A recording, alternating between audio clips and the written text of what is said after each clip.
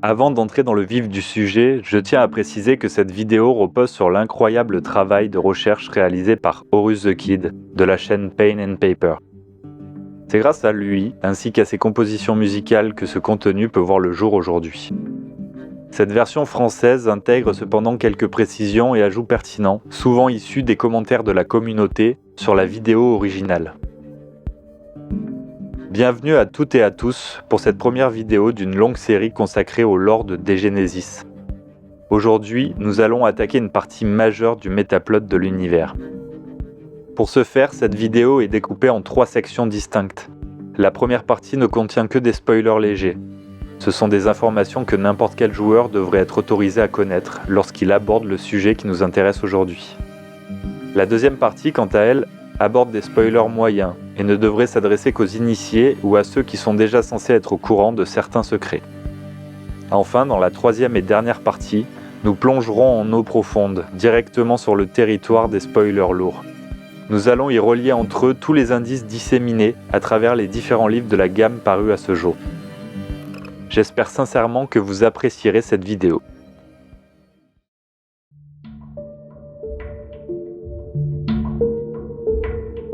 La catastrophe des aiguilles.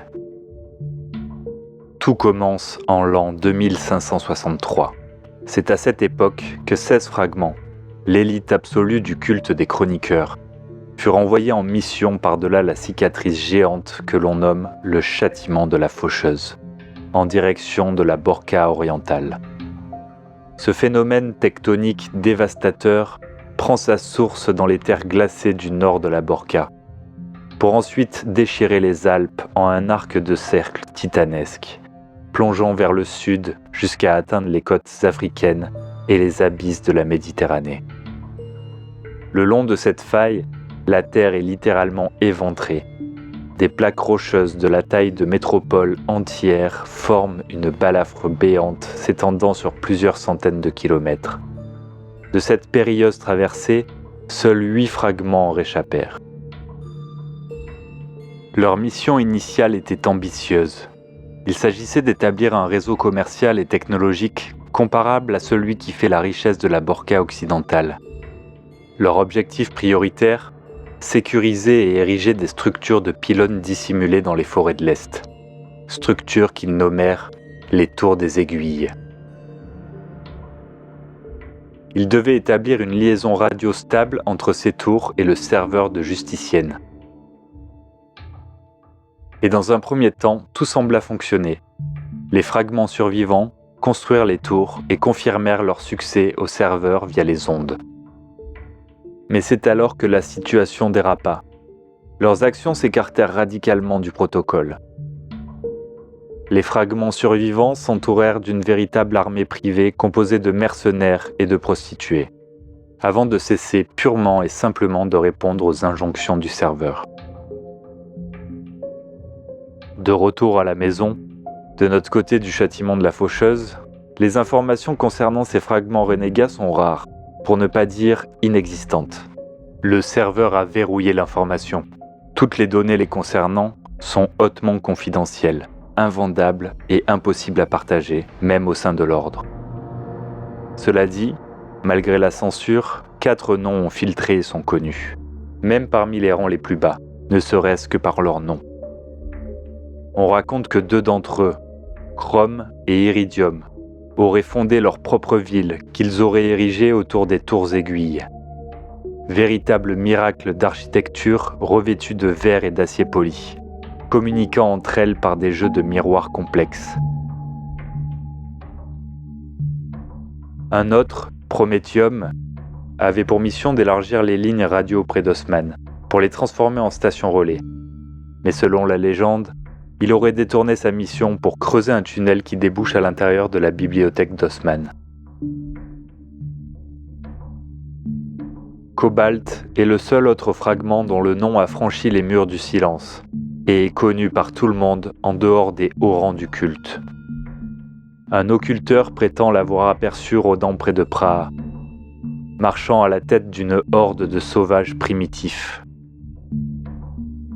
Quant aux identités des autres fragments rebelles, elles ont été méticuleusement effacées de toutes les bases de données, comme si le système lui-même cherchait à encapsuler et noyer leurs souvenirs, de peur que leur simple nom ne détienne un pouvoir dangereux. Une fois ces fragments renégats devenus incontrôlables, le reste des fragments du serveur prirent des mesures extrêmes. Ils ont activé les occulteurs et les fusibles. Ces chroniqueurs d'élite, des fantômes dont les codes barres n'ont pas été scannés par le cluster depuis des années, leur score officiel est de 0. Ils n'existent plus pour le système commun, mais opèrent dans l'ombre, présents uniquement sur un miroir isolé et sécurisé du flux statique. Seule une poignée de chroniqueurs de haut rang soupçonnent leur existence, et ils sont encore moins nombreux à posséder les codes d'accès requis pour commander ces assassins, ces occulteurs et fusibles invisibles. Et cela vaut mieux ainsi, car ces agents, qui prospèrent en marge de la société, sont des experts en opérations de l'ombre, et sont passés maîtres dans l'usage des instruments consacrés, c'est-à-dire létals, et agissent comme les voleurs et les tueurs les plus technologiquement avancés du culte. Désormais, les fragments rebelles ne sont plus connus que sous le nom d'aiguilles, et ils sont traqués sans relâche. La rumeur prétend que les 8 aiguilles survivantes se seraient scindées en 2 factions de 4 membres. L'un des groupes se ferait appeler les préservateurs, tandis que l'autre serait qualifié de défecteur, ou plus simplement de traître. Cependant, nul ne sait si cette division est réelle, ou s'il ne s'agit là que d'un élément de propagande soigneusement orchestré par les chroniqueurs, afin de coller à l'obsession idéologique et numérologique du culte.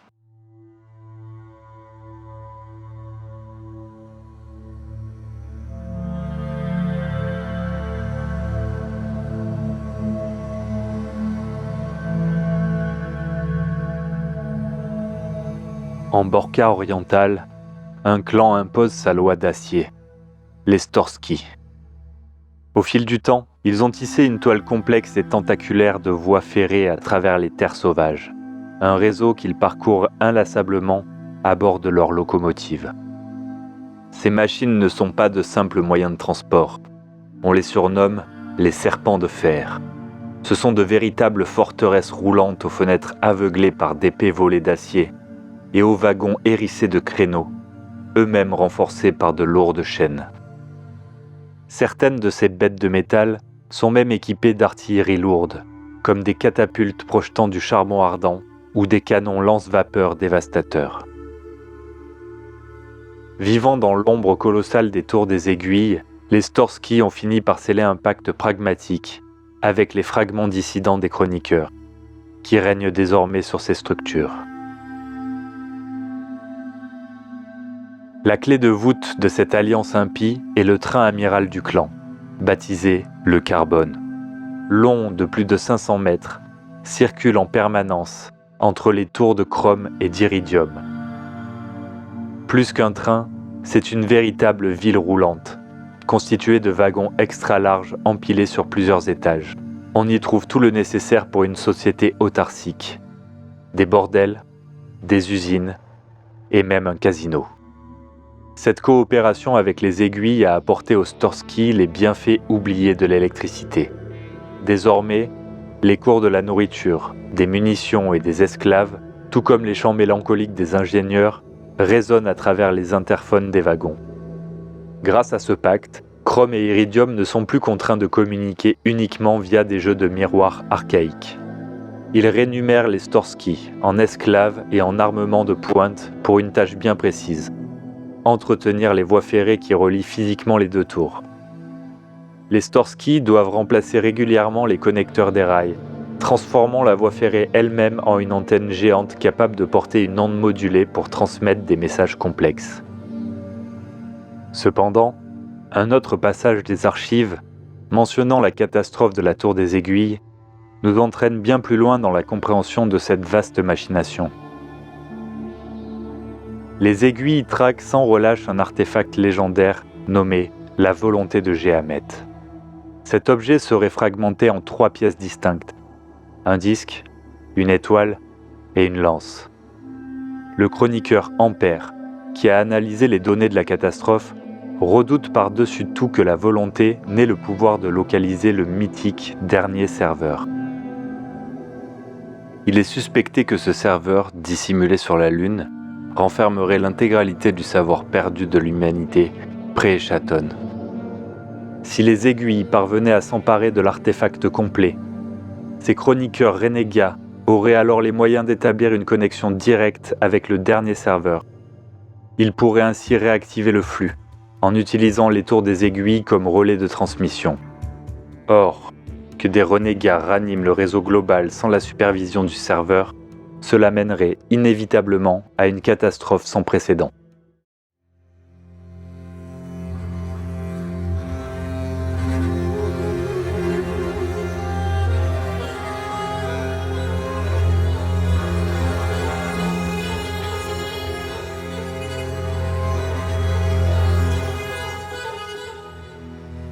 Le fragment Impulse, figure toujours influente parmi les chroniqueurs de Justicienne, fut l'un des principaux instigateurs de l'opération des Tours des Aiguilles, bien avant que celle-ci ne vire au cauchemar absolu. Les chroniqueurs savaient pertinemment que les anciens avaient dissimulé le mythique dernier serveur sur la Lune. Ils avaient identifié les Tours des Aiguilles, situées en Borca orientale, comme étant l'unique moyen technologique pour le serveur d'entrer en contact avec ce serveur lunaire. Tel était le véritable objectif, le saint graal de l'opération. Mais une lutte de pouvoir éclata entre les fragments sur la marche à suivre pour réactiver le flux. Impulse, jouant les médiateurs, assura à ses pairs que tous les différends seraient réglés et les décisions actées une fois que le serveur aurait sécurisé les tours sur le terrain. C'est ainsi que les 16 fragments furent expédiés via le châtiment de la faucheuse, tandis qu'Impulse, par un calcul prudent, restait à l'abri derrière les murs de Justicienne. Ce que les autres ignoraient, c'est qu'Impulse avait scellé un pacte secret avec Gilbod Ruben Abraham, le souverain géamétan d'Osman, pour anéantir ses rivaux dès leur arrivée en Borca orientale. Impulse a froidement trahi les autres fragments envoyés à travers le châtiment. À peine arrivés, ces derniers furent assaillis par les troupes d'élite d'Abraham et massacrés. Seuls quelques-uns survécurent au guet-apens. On ignore exactement quels fragments ont péri lors de l'attaque, mais il semblerait qu'il n'en reste aujourd'hui que 4, ou peut-être 8 selon les sources. Les aiguilles survivantes, pleinement conscientes qu'Impulse avait orchestré cette trahison, jurèrent de se venger de lui et du serveur. Leur réponse, établir elles-mêmes une liaison montante vers le dernier serveur, coupant l'herbe sous le pied de Justicienne. Conscient de leur plan de riposte, Impulse a tout tenté pour les contrecarrer. Il a réussi à mettre la main sur un artefact inestimable nommé le Fulgure. Il l'a obtenu grâce à Zender, un ferrailleur qui avait exhumé l'objet des ruines d'Exalt. Cet artefact est la pièce manquante, indispensable aux aiguilles pour atteindre leur but. Impulse a d'abord tenté de dissimuler l'objet en le confiant à la mère des corbeaux, la matriarche des apocalyptiques, mais celle-ci a catégoriquement refusé. De ce fait, Impulse est donc toujours en possession du Fulgure, attirant ainsi inévitablement les aiguilles droit sur lui. Mais l'histoire est encore plus complexe, car Impulse cache un secret bien plus terrible. Le maraudeur Triglaw lui a implanté un mouchard dans le larynx, enregistrant et transmettant chacune de ses paroles. Triglaw connaît le plan des aiguilles dans ses moindres détails, et il sait quelles conséquences cataclysmiques entraîneraient la réactivation du dernier serveur. En réalité, Impulse n'est rien d'autre qu'un pion, une marionnette entre les mains de Triglaw pour stopper les renégats.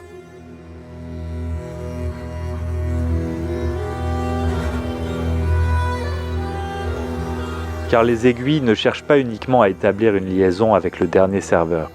Elles convoitent également la base de lancement de Baikonur. C'est précisément de ce lieu qu'avant l'Echatone, le Recombination Group fut envoyé dans l'espace. Une expédition légendaire qui avait pour but de suivre le prophète Jéhamet jusqu'aux étoiles.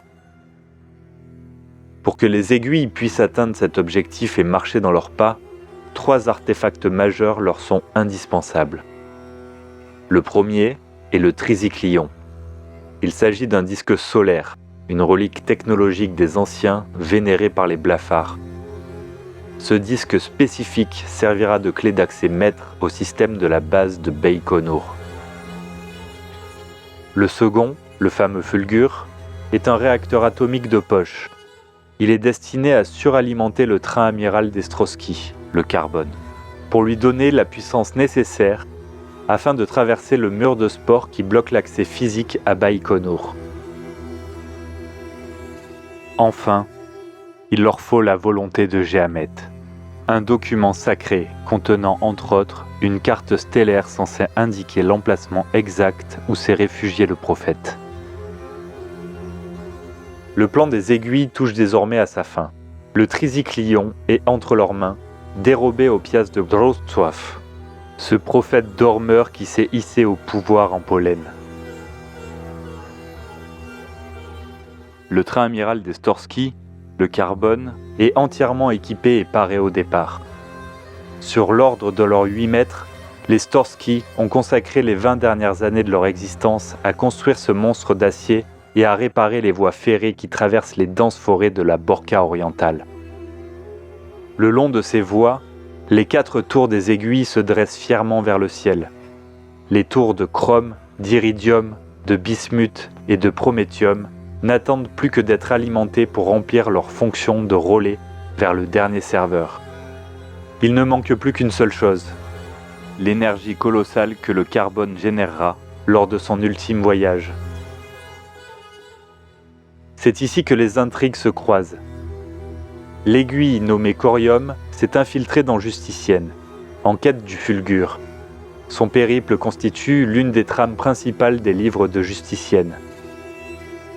C'est par l'intermédiaire du Scalar Nullify, un chroniqueur imprévisible aux allégeances troubles, que Corium a appris que le Fulgur était aux mains d'Impulse.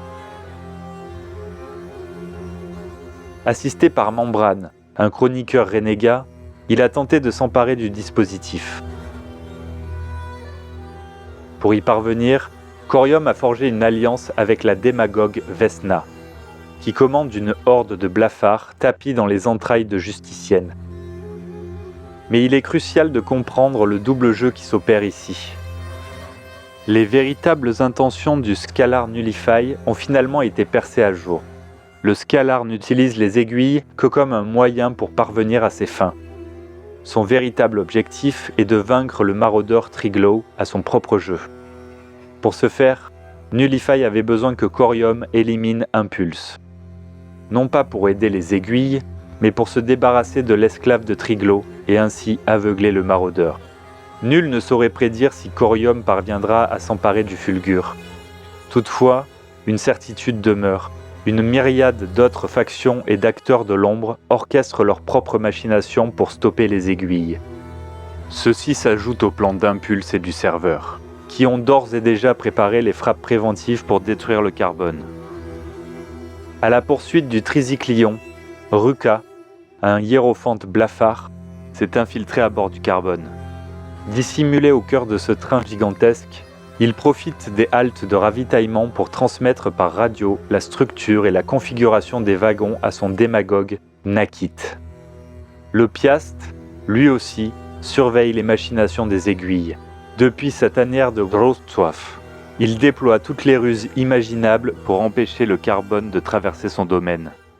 Il a même scellé un pacte avec le pillard néo-libyen Fez, dont les guerriers fléaux se tiennent prêts à lancer l'assaut sur le train.